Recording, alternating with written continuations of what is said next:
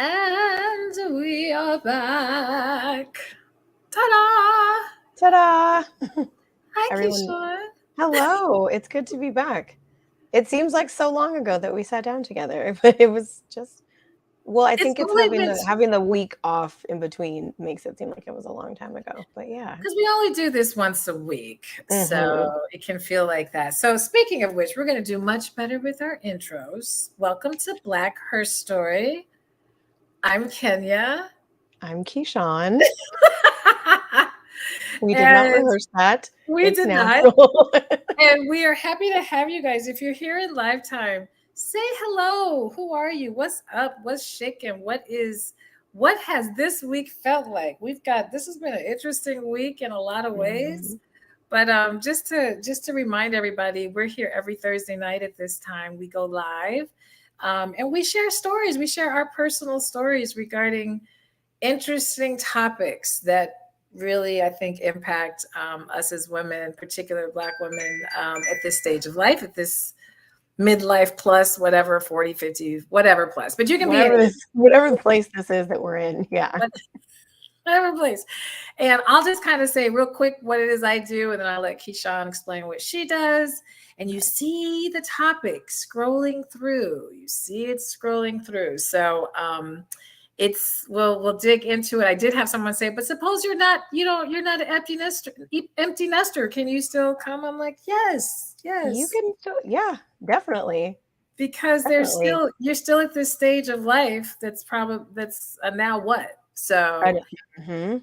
Exactly, so especially when I mean, I would say, I don't know, we'll get into this more later when we get into the topic, but I think that for those who have children or you have been a caretaker of children, I don't know that your nest is ever really empty as it okay. is like a revolving door in some cases. So, yeah.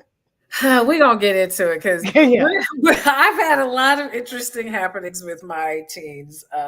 One in particular this past week. So we'll get more into that. But Mhm. again, I'm Kenya. I am a certified holistic coach, astrology and self care coach, educator, counselor, artist, all the things. My whole jam is just to help people be their best, be great. Be their best selves and use kind of holistic means to do that. So that's who I am. And, at the end, we usually share ways you can get in touch with us. And if you're interested in using our services and all that, we'll get into that at the end. But I'll pass the Yeah. mic and welcome. We've got our usuals. We've got Damio, we've got Daria, we've got Talisa, we've got Jacqueline Anderson. Hello, Welcome, welcome. everyone. So, Yeah. I am Keyshawn Rains, and I am the Calm Coach. I am a wellness advocate, a certified peer support specialist, business consultant, and lifestyle coach. I work primarily with women over a certain age, I would say. I haven't quite pinned down exactly what age that is, but it seems to fluctuate.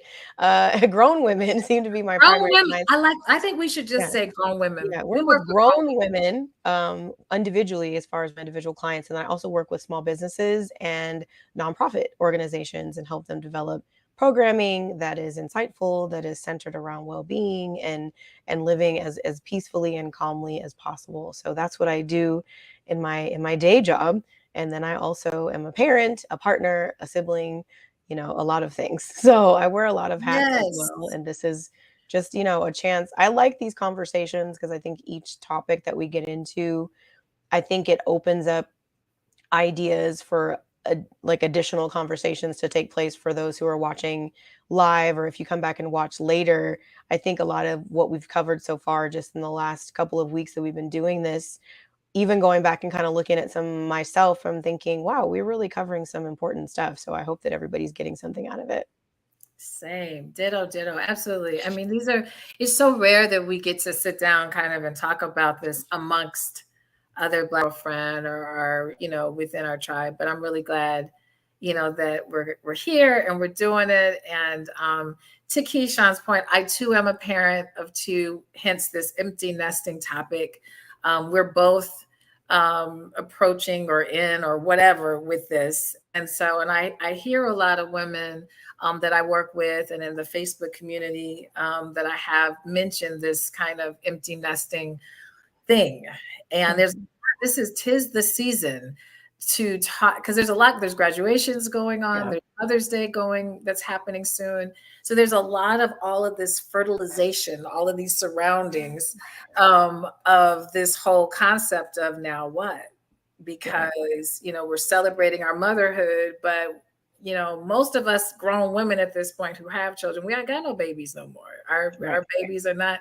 And those of you who do not have children, don't just turn the knob and say, oh, well, I don't need to listen to this. No, no, no, no. Because again, we're all at this stage of life where career, Mhm. relationships, all of these things are changing. We just have the other extra additive of no longer raising children, but there is still an energy of now what. I really do Right. think that once you hit that, I would say 45, definitely the 50 point of the now what.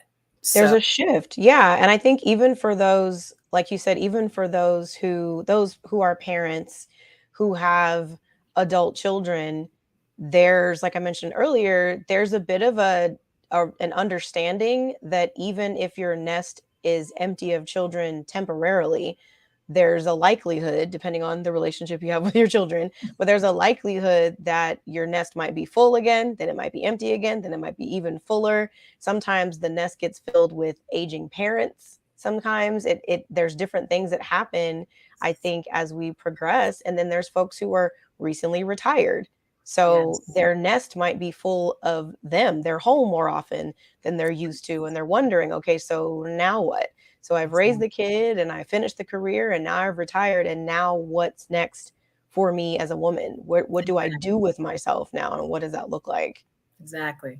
So we're gonna dig in. We're gonna dig in. And before though we get into our topic, we always kind of do a current event or hot topic or something that's just going on right now in the moment. And then we'll dig a little bit more into kind of our stories, how we're navigating this. And obviously we want to hear from you. And if you are listening live, chime in when we start talking about stuff, and then talk to each other, talk amongst yourselves, what have you. This is just a nice, relaxed space. So, Keyshawn, do you have any hot topic for the week or anything that's just kind of been buzzing that you're like, Mm. Speaking of buzzing, there's gnats everywhere all over America. Apparently, I thought it was just here in Long Beach. I thought it was just in my apartment. Then I thought maybe it's LA County, maybe it's Southern California. But I posted something about it on TikTok and on Instagram, and it turns out that there's gnats everywhere all over America. Some people say it's because of the rain. Some people say it's just climate change in general. Some people say that it's something seasonal, but they seem to have taken over. They've taken up residence. They are not interested in leaving, and we have no idea how the hell to get rid of them. So that's what's been well, buzzing around me for the literally? last two Well, you weeks. guys had all that rain. Like We did. it's that's what's great to me. That's what It has to shifted be. the ecosystem with the gnats. Because gnats are all about the moisture. They all about the ooh, where it at. They're Yeah, kind of and I've tried cousins of every mosquitoes. remedy. I've tried apple cider vinegar with dish soap. I got pennies hanging in a bag inside of a Ziploc bag that I read somewhere is supposed to, get rid of the gnats so the sun is going to shine through. Girl, I'm trying every possible remedy other than like toxic chemicals to get rid of them. I saw something that said I'm supposed to put Irish Spring soap in the doorways. Oh My wow. house smells like Irish Spring. I've got apple It's cider vinegar and I got serious bags of effect. pennies. It's serious effect where you are. Okay, yeah, I think it's the rain you guys had. It You has to guys had be. a lot of moisture. So yeah. So Yeah. well, I haven't because I'm in cold Chicago that has one day of sun. And then although I'm not in Chicago right now, and I Okay. did hear that Chicago today did reach 70. I'm actually in Dallas. And I was on my walk, and yeah, I did have a gnat occasion. I did. I did have a gnat exposure and a mosquito exposure, but I'm also in hot Texas, and I think it was 80 something degrees. So Yeah. I just expect that. But that's not my hot topic for right now. But oh, Margot said, check your Check your plants. plants. Yes, I did a whole Yeah. plant care routine this weekend. I took them all. Yes, I dug deep into my plants this week to make sure that there weren't any gnat families trying to take up residence there. They definitely seem to be coming from outside. And I also noticed that they're all over the property. So, like, Ooh, I they're was gonna in the need to business center today, they're down there. they're gonna need Uh, to get probably some well, you hate well, I was gonna say exterminator, like people to kind of because it yeah, might be time. it might be time. Yeah. Margot, you had a good comment about empty nester, and I'm gonna put that one up when we start digging in. I'm gonna say my hot topic first, but I definitely want the audience to see everyone to kind of see what you said because I think this is kind of the thing we want to unpack a bit. But Yeah. my hot topic, this week was May 1st was decision day. I had Right. my social media flooded with a lot of people whose kids announced what colleges and universities that they were planning to go to. And, it's become a really big, they didn't have no decision day, when we were in school. But, I know it is a very, very big deal and, rightfully so. I did say this, though, on an Instagram reel because Mhm. and this is where I'll get more vulnerable a little bit, and it will segue nicely into our empty nest. But I'm not a real. I went to Howard, HU. Mhm. I'm all about college. I got my master's degree. I took a very Mhm. traditional route to I guess getting going into my professional life originally, but I really am not a very traditional person at this point. And so, while everyone else was kind of announcing of their kids, I have one child in college who has decided officially, he's Officially. he's Okay. taking a break from college. He's taking a And break. so he Okay. literally told me that I think on decision day. So That was it his was decision. He's like, "Decision day, I have decided to discontinue my college education as of today." Okay. So it was an interesting feeling for me because, you know, I know what he's doing. He does need to do because he's onto something and he has started his Mhm. own, business and he's a creative and he's a Yeah. content maker and he's doing really well and it brings him joy and I see him working really hard. Yeah. And though this is a loss because I Oh, yeah. remember announcing my decision day as to when, he announced where he was going, which is Right. Xavier University, and how Right. proud and how, exuberant. And so it was just a very interesting juxtaposition to be in the position now that that was the Right. day that we officially talked to the advisors and everything and said, it's time to withdraw. Yeah. And so I really, and I know that, that's the experience I'm having with him, but I know I'm not alone.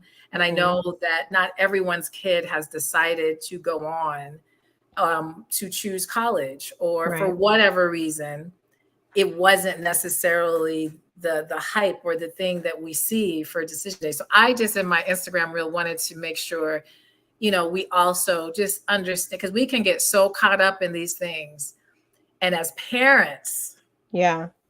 as parents, we can get even more caught up than the kids on Especially yeah, on, like, what they're I think sometimes as parents, we have children or children come into our lives, we're responsible for them. As soon as we're introduced to our children, and sometimes even before, for those who have carried children, we're already starting to build an identity for our kids. We're already starting to build expectations for what their future is going to look like. We're already starting to determine what direction we think they should go in before they are even born in some cases. So, throughout their early developmental stages, we're teaching them, how to talk, and they're learning how to walk, and then we eventually teach them how to read. We're still kind of carrying some of these expectations and ideas of who they're going to become. And then when they reach that stage of life where they're like, actually, nice to meet you. I am Seth. I have my own idea for my life. I have my own identity. And that's really cute that you had one, but this is who I actually am. And this is what I'm actually going to do. And yeah, there is, like you said, that moment of loss where we kind of let go a little bit of what our plans and dreams and ideas for our kids might be and really sit back and kind of witness them show us who they actually are, even if it's Right. totally different than what we expected. Yeah, absolutely. You said that very eloquently. And I think that segues us nicely to the empty nest, because there's a lot of different things we have to start accepting. Yeah. And, I think there's like two sides of the coin. You have those parents who are like, get them out, go, go, go, go, freedom. Yes, Jesus. And then there's the other side of the coin, like, oh my God, they're gone. Now what? Like, what to do with this? So I'm going to put up, Margot was very vulnerable in our feed here. And so I want to show what she said to maybe kick us off. Okay. Empty nester, a little over halfway. I have 5 kids, 3 are gone. I'm sick. I don't know how to cook small. It's so quiet in the house. Yeah. Yeah. I'm guessing my So, mom could probably relate to that. She has 5 kids too, Margot. yeah. Yeah. Yeah. So, Margot, I hear you. I mean, I think when you're so used to having the energy of children around, that energy, and that was the one thing that my mom, had said, that's what was the weirdest thing for her, was literally not having the energy of the kids, not, around.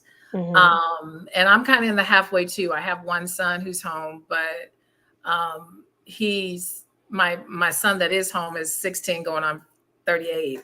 He thinks he's grown.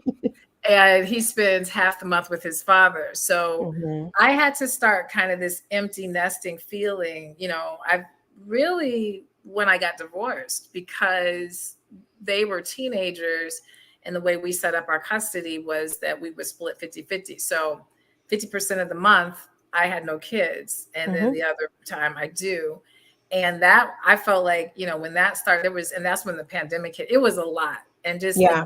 getting used to not managing them. So what's the now what? Like, what do we do with this? Yeah, Convo? it's interesting that we had similar experiences. I mean, I got divorced when my son was 4, almost 5. And so we had a custody agreement that was very similar to like week on, week off, 50-50. So I got conditioned in a sense to being without, like, him being away, him being with his dad.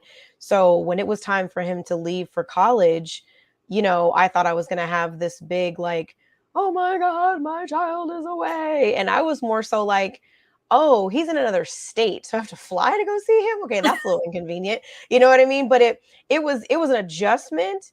But I think what, for me, the empty nest feeling, the now what felt less like, now what am I going to do with in his absence?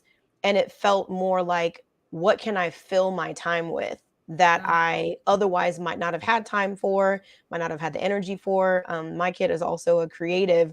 And so when he was, in elementary through high school, he was super involved in kids theater. So some kids take their kids to basketball practice. I was taking my kid to rehearsal 3, 4, 5 times a week, and then shows once or twice a month. And it was constantly moving and, managing his schedule.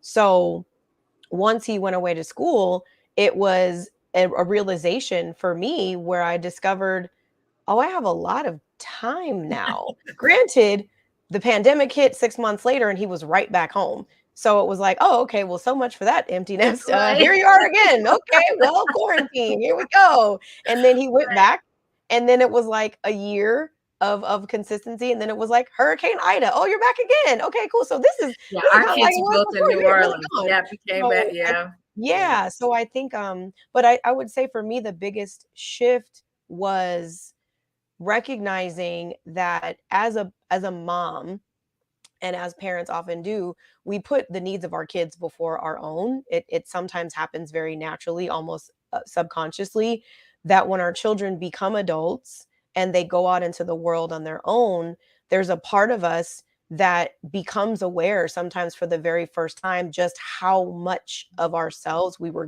giving to our Absolutely. kids. Yeah. Yeah. Yeah.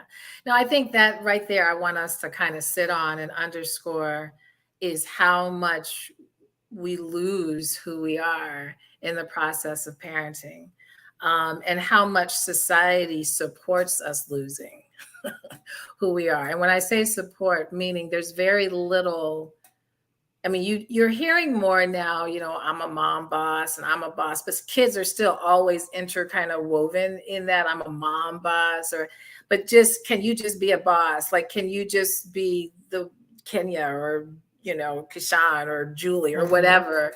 And I know for me, when so I had a very kind of, again, I went through the divorce, so that definitely pulled me into, but prior to my divorce, I recognized I had lost myself pretty Mm. badly when my kids were little. Like, I really felt, as a creative, as someone who really needs, creativity is it's my breath, like it's my Yeah. air, it's how I breathe. And so when I had my children and, really entering even my marriage, I gave up all the creative aspects of me.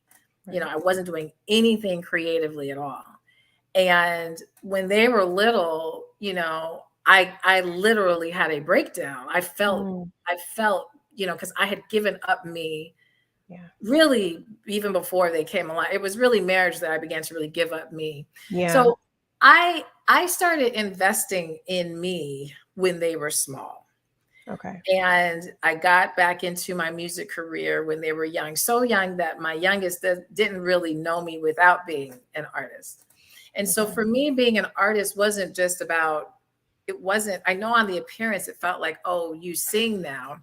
But Mhm. really, being the artist was about feeding me. It was Yeah. healing me, because again, for me, the arts and music is way more about healing and self-expression, Mhm. and a way of even tapping into my feminine energy. Mhm. It was a very big part of that. So I didn't realize I was doing this, but I was pouring into these aspects of me when they were very young. And so they grew up watching me kind of pour into that. So Yeah. I didn't feel when they, yes, were with their dad halftime, or, as my son has gone off to college, it wasn't like, who is Kenya? I didn't have that experience. Mhm. It's been because I had been pouring into, because I had lost Kenya even before Yeah. that. Yeah. So it was different. So my empty nest, where I'm at now, trying not to have guilt for being an artist touring when they were little. Mhm. Mhm. I toured a lot. I was gone. They don't articulate it as a problem, or what Yeah. have you. But then I look back, and now that my son is quitting college, it's like, oh, did I not, but it's like, no, he's a creative. He watched you Yeah. be a creative. He watched you build a business. He's building a Yeah. business. And it's like, oh.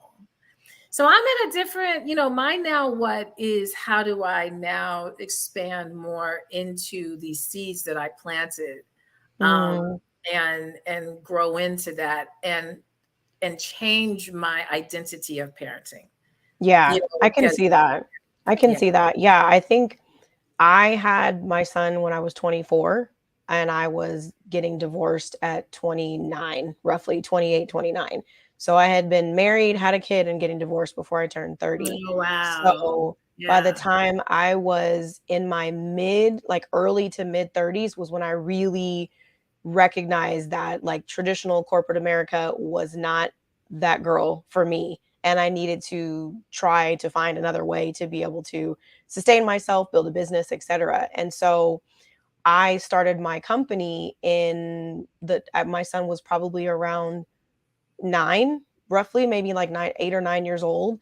And that's when I was like, okay, I'm not going to work a traditional job anymore. I'm going to pursue this other avenue of entrepreneurship. And it's got a lot of peaks and pitfalls, and there's a lot of challenges that come with it. But this is going to be the way that I do things because I recognize that being divorced, a single parent in my household, co-parenting, but a single parent in my household, I was hiring other people to pick my son up from school. I was, getting extra support so that I could work all the time. And I was thinking to myself, I already only see you every other week as it is. So at least during the times when you're here, I want to be here and be available. And so starting a business that would allow me some flexibility to be there when he came home from school, to show up for all those rehearsals and the plays and everything, I think was really imperative so that I could pour into him while I was building something of my own. And it's interesting because when he decided that he wanted to go to college, because I went to college, his dad went to college, neither of us finished.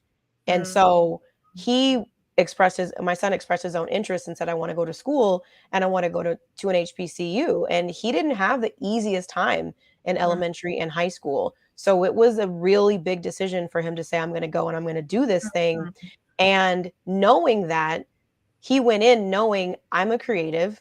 I'm going to pursue a career that's in a creative industry.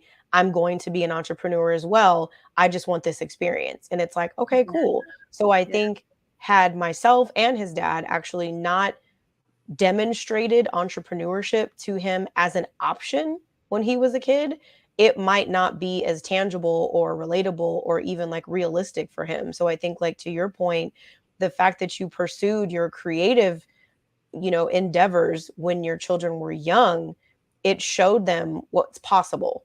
That right, yes, you can develop a career as a creative, or you can develop a career as an academic, or you can develop a career as a physician, or you can like, there's so many options. I think what happens also when our nests are emptied or transitioning, that we kind of start to look back at, okay, what did I do really really well, what would I maybe have done differently, and then what can I do now that kind of changes course. And I think when it happens when you're in your mid 40s, sometimes it feels like a midlife moment where it's like, okay, so I'm 45, now what? My nest is a little bigger, maybe a little bit. Now what? It's almost like, I don't know, for me, it feels very like emotionally charged to look at what's next. What can I do in the next 30 years, the next 20 years, the next 10, the next 5, and know that I've played a really great role as a parent who's raised a child into adulthood. Now, what's going to open up for me? Now, what's possible is what yeah, I'm starting to recognize. yeah, yeah. And it's twofold. I mean, I really, I think the now what is you also, okay, you have to change your relationship with your kids. Yeah. You can no longer be the mom making the snacks, but like you, it's now shifting into, dare I say, I don't want to say friendship per se, but kind of like guiding. It can't be like how we understand parenting when they're really small. Like we have to now shift into a different level of parenting and being, you know, more of a guide and a resource to our kids. And so that is a part of the now what is changing. How do I change this relationship I have with my child so that they are learning how to be adults, how to be productive, how to be on their own, and learning it in a way that's not me telling, but letting them do and then becoming kind of the resource on the Mhm. outside. So that's a part to me also. And then this part of self. So listen, I wish I could say, girl, just go blah blah blah. It's some heavy lifting. I Yeah. think to really, if you have made your children not only your first but only priority, or you really have tapped out of your needs and your emotions and your wants and your desires and your Mhm. dreams, and have done what you needed to do to just make sure the family and the children are okay, and done jobs to keep the financial whatever, now letting them go, and which with the whole goal is let the birdie fly, Mhm. just let them go, and learning how to now be more of you. I just, I mean, I don't think it's really possible to just one day and now I'm me. Like it is heavy lifting. Yeah, I think It so, is, yeah. yeah. It And takes some I, time. It takes oh some my time, gosh. especially if you like, I only have 1 child, but I'm the oldest of 5 children. So, I can imagine, like, for my mom, and there's, like, 15 years age difference between the oldest child and the Wow. youngest child. Wow. So, while a couple were out of the nest, there was a couple that were still in the nest, and now that we're all adults, one thing, and I tell, my son this often, and I tell, my partner too, I consider myself super privileged to have parents who've always had the door open to their children. That if we needed to return to the nest to rebuild, to mend, to kind of dust ourselves off because the world just kicked us around a little bit too much, the door was always open. Whereas I know for some, that's not the case. Like you said earlier, for some, that 18th birthday hits and that nest is actually relocated. We have moved. We don't even live where the nest is gone. We have dismantled the nest. There is Well, a no return policy. this is kind of the now what too. It's like, okay, I want to move, I want to downsize, but then what happens when my kids come back home? Do I want them, but I want them to feel like home again. I want them to feel like they did, come back to their child space. Yeah. And it's like, and I do think, that nostalgia is a piece of, yes, a kid, coming back to their home, obviously. But that is another factor. Now, I will say, I have been prepared. You go. You need to go. Like, you need to go, which is kind of and in my oldest son, we have learned that we do so much better. We do so much better with him away. When you're no, okay. Listen. Yeah, I have my oldest son is a fiery warrior. Like he was a tough kid. We boxed a lot, with him, and we're very close. This is what's so interesting. We're very close. Yeah. And like now it's been really cool because we've we've worked through a lot. I had to learn a ton about myself. Like to a certain degree, I think our kids raise us if we allow. I mean, there's a certain level that they're constantly trying to teach us. And my oldest son really propelled me. I had some deep work I needed to do on myself. Mm-hmm. I was quite, I think, delusional going into motherhood and being a wife. I was not tapped in at all. And my son's, his energy, his soul, really, the work I had to do to help him really ultimately meant I had to help me. Yeah. And so now we really, I'm like, I know you stopped at school, but you got to stay in New Orleans. And he's like, I want to stay in New Orleans.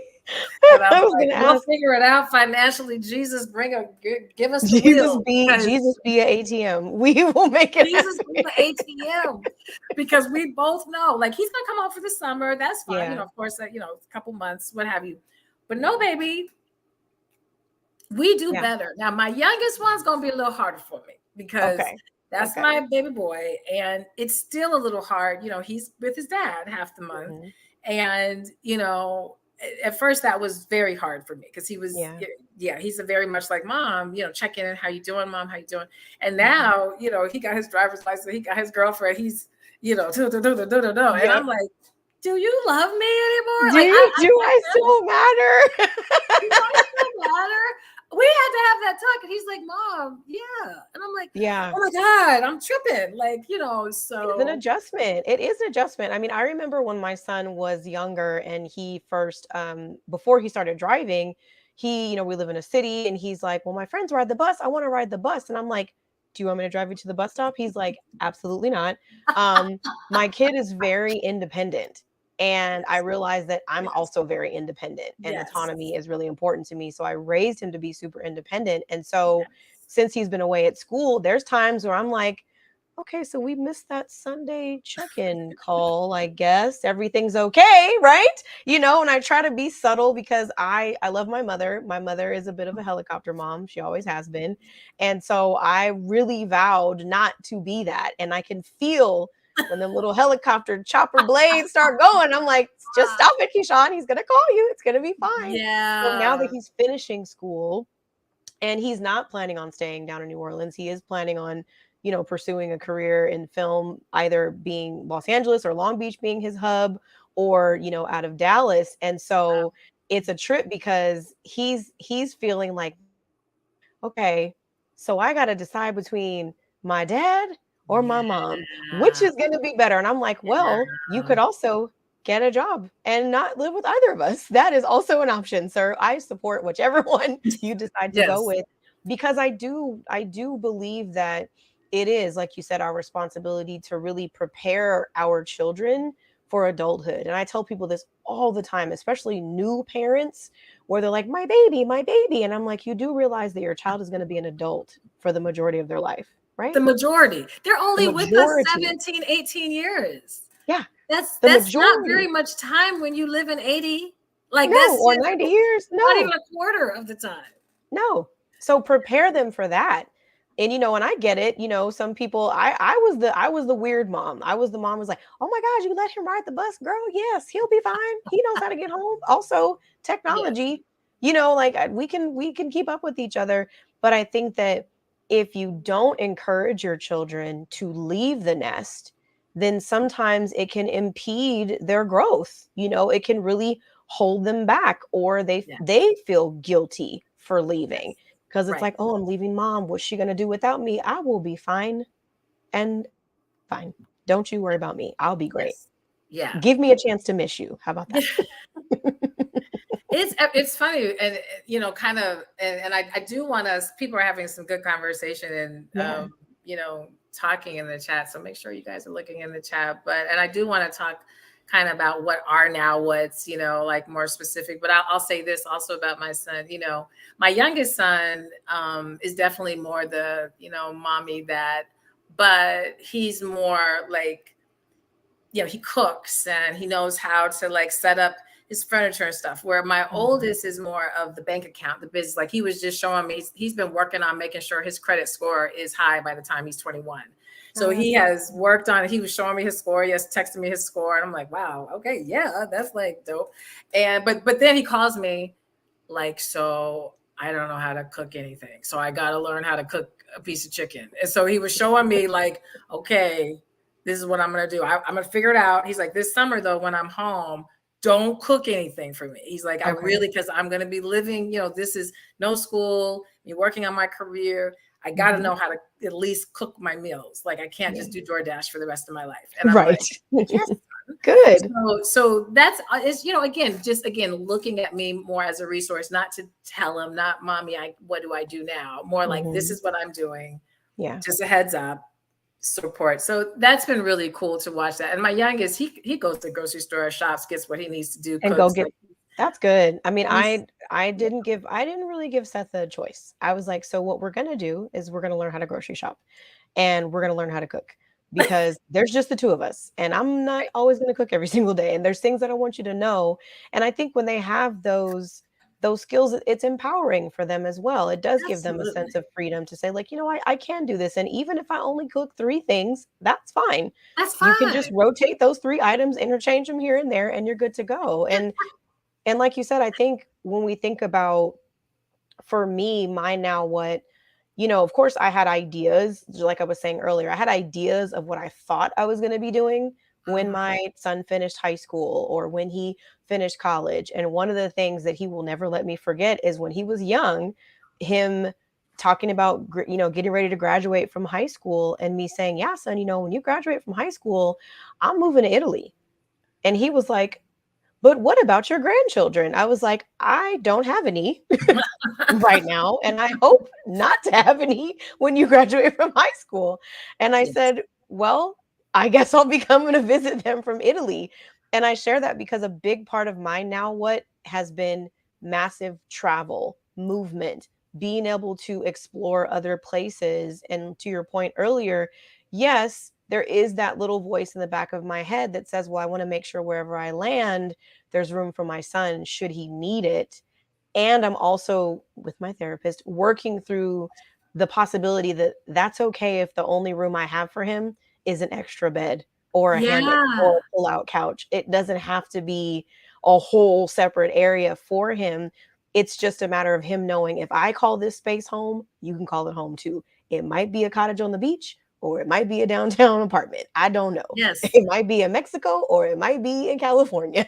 So, I'm preparing my kids too. I mean, they know mom's like not trying to be in Chicago, like for real, for real. And so we have very candid conversations. So I do think, just, a word of advice, again, your kids are not babies. We don't have to hide things from them. Talk to them. They're learning how to have these more mature, connected conversations. No, you don't have to dip all your business and inside. You're still mom, you still are in a different role, with them.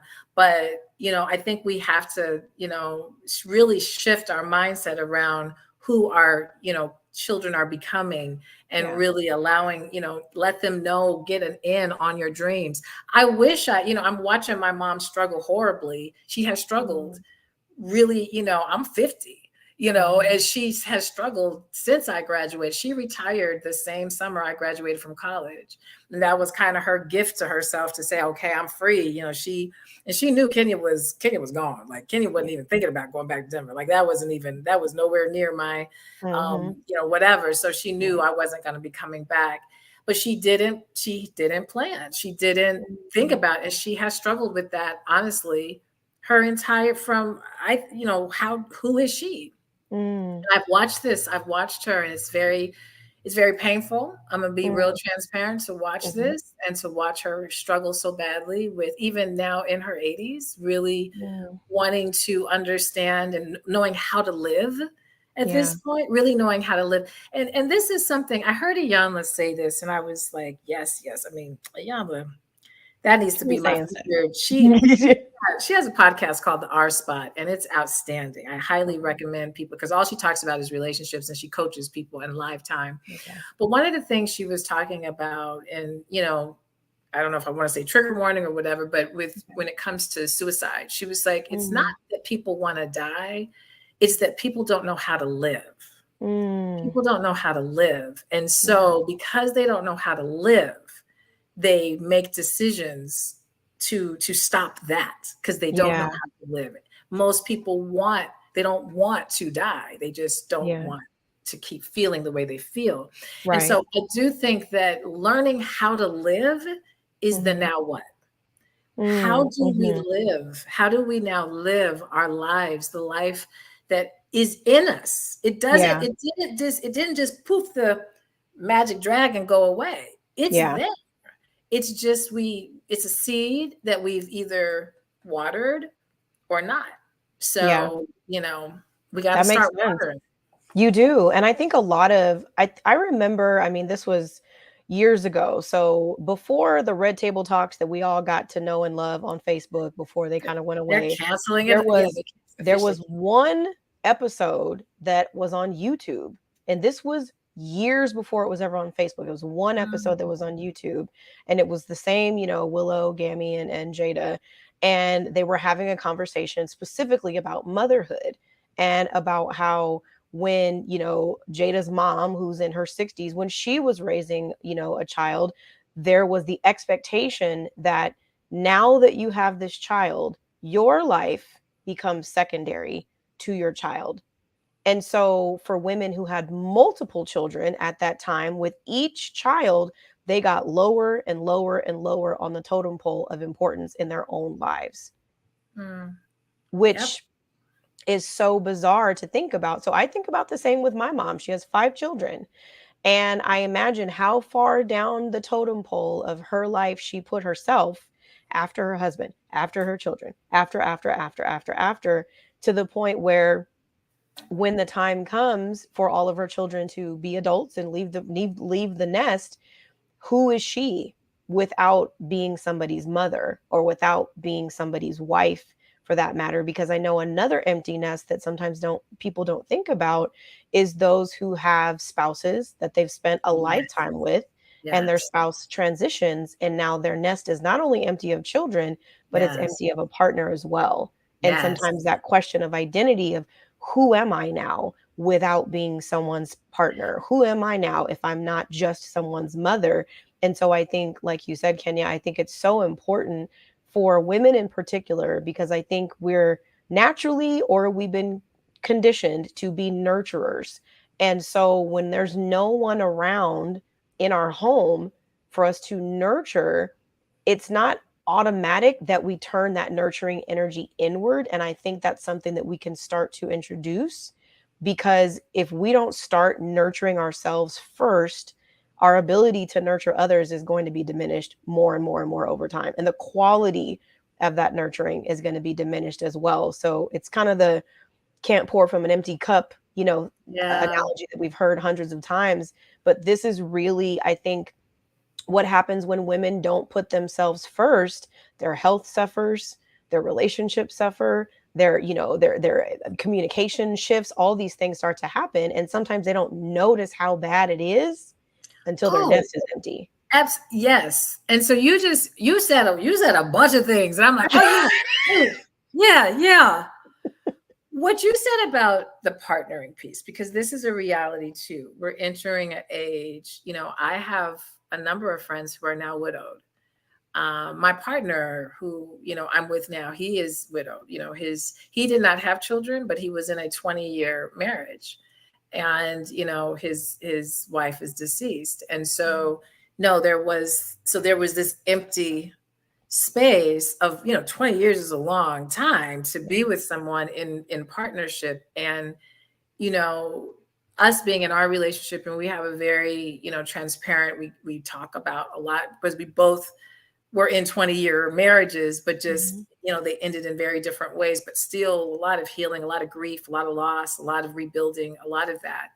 And to your point, while he is a male, he still, all of us have feminine, masculine energy. So, Yeah. he did a lot of nurturing of his spouse, particularly, she passed away of cancer. So there was a lot of Mm. nurturing that he had to do. And the loss of self, Yeah. even for him, was huge. And so now he's in this space of negotiating and rebuilding self. And, Mm. so this, men do also experience this. I know as women, Mhm. we're here to tell our Black her stories, but, our partnerships, there's another element. Yeah. Those who are single and never been married, and so their children, if they had children and single parenting that whole time, to your Mhm. point, you have that element. Then you Yeah. have those who go through divorce. There's that element. There's just so many elements to the now what, and what you were saying as far as the nurturing self. Mhm. That is not instinctual, really. I don't think we've been conditioned out of that. I think it We have. actually very, when we get to the ancient understanding of goddess energy and who we are, please, that was all about that. That's But right. we got merged into this very patriarchal space that made us, conditioned us to put self over here to cater to these patriarchal ways. And Mhm. now I do believe, literally, we are watching things do this now. Yes, we And, are. while women, we can be like, we're empowered, but it's like, but wait, do you know who you really are? Do you Yeah. really, have you really tapped in? And it's Right. like, I'm empowered to be who? To be It's why? like I'm empowered. Why was I disempowered? Where did that come from? What power, like reclaiming your power? When did you give it away? Do you know who you gave it to? Why did you give it to him in the first place? Were you taught to give it away? Yeah. It's a journey. It's a journey. And I think sometimes those are the kinds of questions or reflective thoughts that we have when we have time to ourselves. For some women, especially those who have children, I'm sure you can relate to, depending on the age of your children, sometimes the only time that you get to be alone is in the bathroom. That Hmm. might be the only place that your children won't go. And those few little stolen moments that you have just to be with yourself and your own thoughts might be the only time that you even ask yourself questions of, do I feel empowered? When did I give away my power? Who did I give it to? And how do I reclaim it, until your nest is empty? And then at that point, you're facing, well, shit, how long ago did I give away my, can I Right. get Because it then back? you'll be Is it like, worth damn, this it was, now? yes.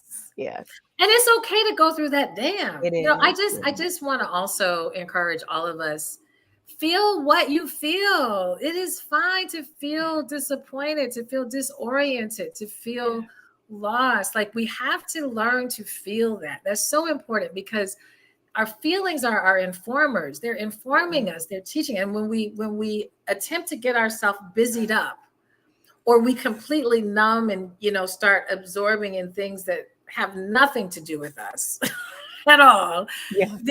then we're not experiencing us. Yeah. And yes, there are a lot of layers. I mean, this is why I'm so passionate right now about doing the astrology, because Mhm. it's really, the more I'm meeting with people, the more they're remembering themselves, the more they're like, oh yeah, these are my gifts. Oh, Yeah. this is my challenge. This is really fucked up right here. Like, I Yeah. don't like this. This isn't good. And it's like, right. So, what can we do Right. to shift that? Not to perfect it or fix it, but to have a different experience in it. And Right. so, allowing ourselves to really tap in to our feelings. Mhm. This is a part of the now what. And those of you, because I promise my, people, if they don't have kids, a lot of times we've tied, if you don't have kids or you're not partnered or having that same experience, a lot of times we've tied our identity on our work. Um, Yes. yes. Mhm. And so learning how to unravel that, and you were married to work, or your work That's was your right. baby. So Yep. now how do you begin to shift so that that isn't part, that can still be a part of your life, obviously, Yeah. but not your total self, so that you're making room to grow beyond that job, Right. or to grow beyond, if you're single. I have a lot of friends who've never been married, never Mhm. had children. Mhm. And so I've never been in that space. So, what is there now? What look, I'm not in that position, but I encourage you still. I bet you there's something you've tied your identity to. A lot of times it's work or this Mhm. idea of career or whatever. Yep.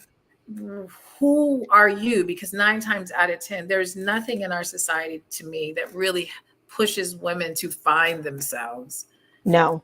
at young It's age. it and in some cases, it seems like it's almost discouraged for us to even explore, and if we do, then, "Oh, she must be going through something. She's trying to find herself," and it's like, "Yes, I'm going through something. It's called my identity. I want to discover who the hell I am outside of what society has told me that I'm supposed to be, so give me a moment while I go explore." Yeah, absolutely, and I think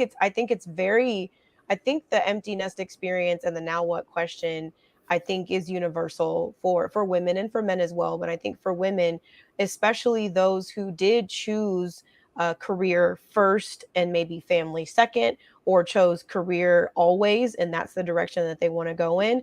And then maybe there's a loss as far as work is concerned, or there's a shift or a transition. So I know for some, any sort of, I guess, like disruption to your normal can put you in the now what space. Yes, Any exactly. change, especially Exactly. a rapid change, can put you in a now what space. And I think that there's a grieving process sometimes that comes with that too. And I think that's natural for people to feel as you're starting to explore and re-identify yourself. Yeah. We could do tagline. We could be divorced. Now what? Widowed. Hey, Now what? Loss of lost your job. Now job. what? Now what? Like, Hmm. it's, Yep. I mean, We sure all of could. that, Yeah. all Yeah. of that. And a lot of that is happening. This is kind of the cycles of life.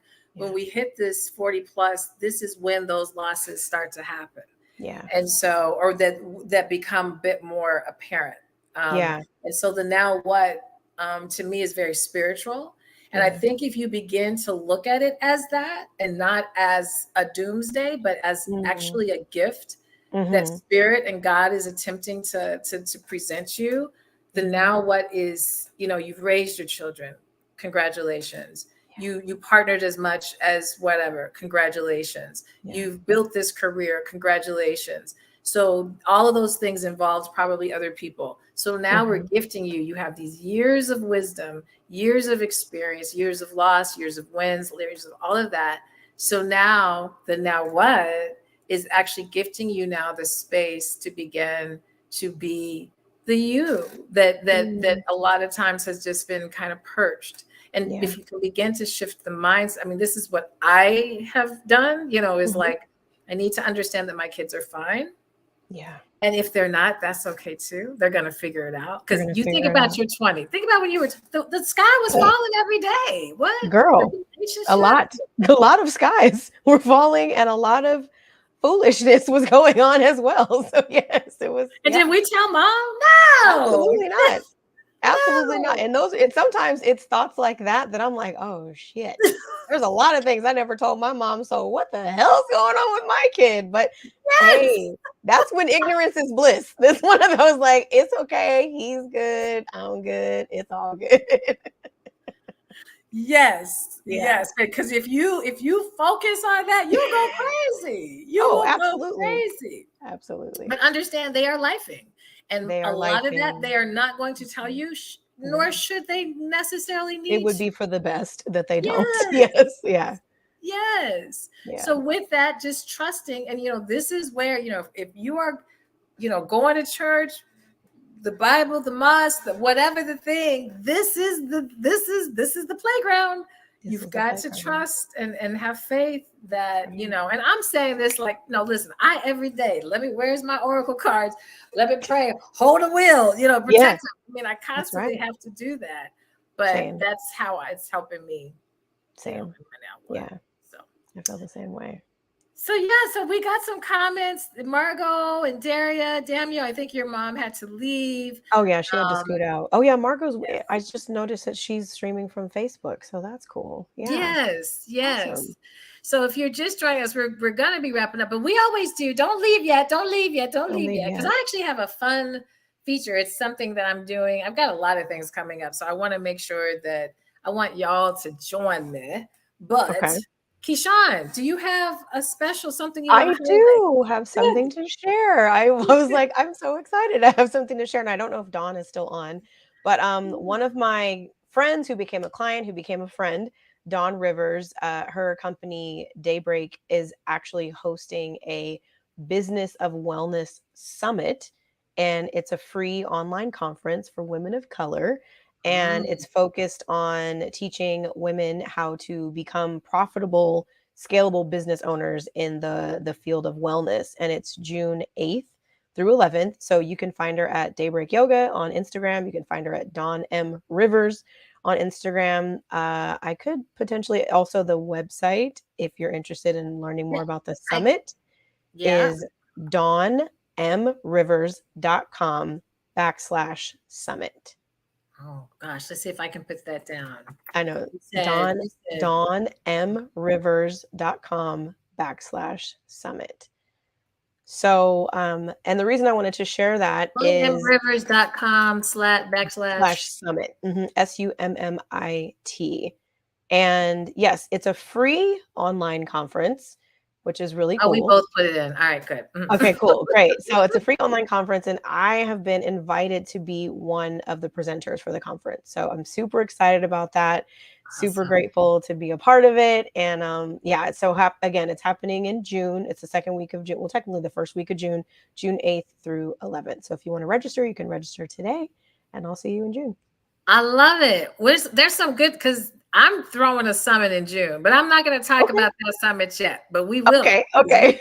we have gotten a beautiful flyer, and I mean, I'll do a little bit of a plug for it, but definitely, you guys, it's in the chat. DonMRivers.com/summit. Both Keisha and I put it in there, so grab that, and especially since it's free, like check Yeah. that out. So. Yeah.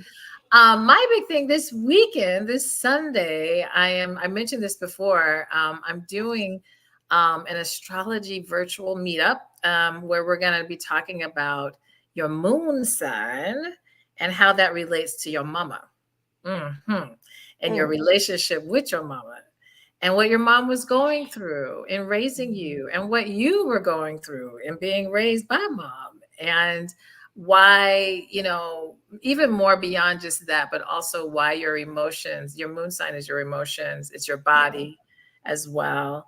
And I listen, I can now tell you there is a way to look at the moon and know when your period, those of you who are still having periods, Mm. literally it coincides with a part of your chart, and I will Yeah. explain how you can look at that. So if you because this is not open to just 40 over or whatever, this is, Mhm. so those who are still wanting to kind of understand the moon cycle and how that correlates to the body, there is literally that in the stars. So we're going to talk about Mhm. all that. It's going to be fun. And we have only like a couple more spots because I'm keeping that limited Small, right? because we want to be able to hear people's their sun sign. So the way you can sign up, and the way that this is, it is a $10 holding fee. So basically it's how you hold your space. And let me put it in here. And then you get your money back once you actually attend. So Cool. that is at astromeetup.eventbrite.com. And so Okay.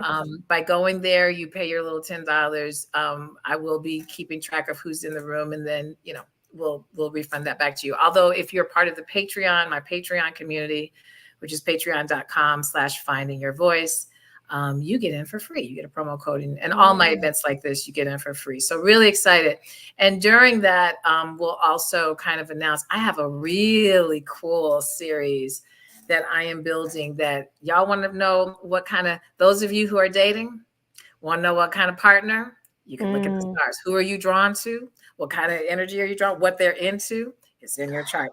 Also, if you want a lifelong, like marriage or partnered lifelong, that's in your chart too. Daddy issues, that's in your chart too. So all of that. So we're putting this whole series together to really on this whole idea of relationships and how those of you who are seeking partnership or those of you who want the partnership that you have to be stronger or to grow or to evolve, there's ways to astrologically look at that. It's kind of like we're looking at love languages and so forth. Okay. When we read all that, very similar, but looking more astrologically how you're wired, what you're drawn to, and what kind of your fate is with that. So check it out. Come and visit me. But my summit in June is going to be about the vajayjay.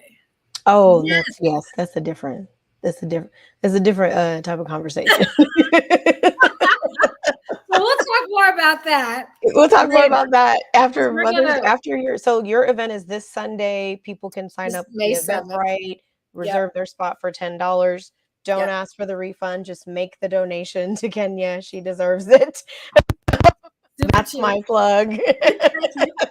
Because if you don't come, we're going to keep it anyway. We're going to keep your $10, right? But I think what you're going to offer is worth 100 times more than that. So definitely, if you're curious about, I think, what I've learned just even through my own study over the years of astrology has helped to fill in so many gaps along the way that I think it would be really valuable. It's really magical. And, but we will be though, Mother's Day weekend. I'll be announcing more about the vajayjay. And then it's really called, I can just say it now, it's called the Healthy Vagina Monologues. But it's a summit, and we'll be hearing from holistic practitioners, including physicians, physical therapists, pleasure coaches, about everything from pleasure, sexual, libido, all the way to constipation, to incontinence, to perimenopause, to pain during sex. All of that is going to be a part of this summit. So we'll announce more how you can sign up, and we'll be starting to really market that. That's going to happen June 24th. So save the date. And the other big thing about that summit, it's at that summit that we'll be announcing the international retreat that I'm doing in 2024. So, so lots of fun stuff coming up. Yay, that's good. That's exciting. We'll just keep reminding y'all. Yes, we will. So anything else? Hi, Mishala. I saw she said hi, Kenya. I don't know if she's still here, but hi. We're gonna wrap up now. We're planning to be back next week, but don't be surprised. Keyshawn's baby is graduating, y'all, from Dillard University. And so his graduation is Mother's Day weekend. Yes. So we're planning to still meet next Thursday. Yeah. But life may change. So, but we're planning on being here. We don't know the topic. Yeah. We don't know the topic yet, but we're planning on being here next Thursday. Yes. And that thick, what we said, thick, fat, overweight, that topic, we are still planning to do a part 2 probably in June. Yes. That got a lot of comments and views. It did. Yeah, that was a good one. That was a juicy one. So yeah. All right, good people. Well, y'all have a good Thursday night. Yes. And Keyshawn, stay safe with the gnats. Don't let them take over. I won't. Okay. I'll talk to you. We'll talk to you guys later. Bye. See you next time. Bye-bye. Bye.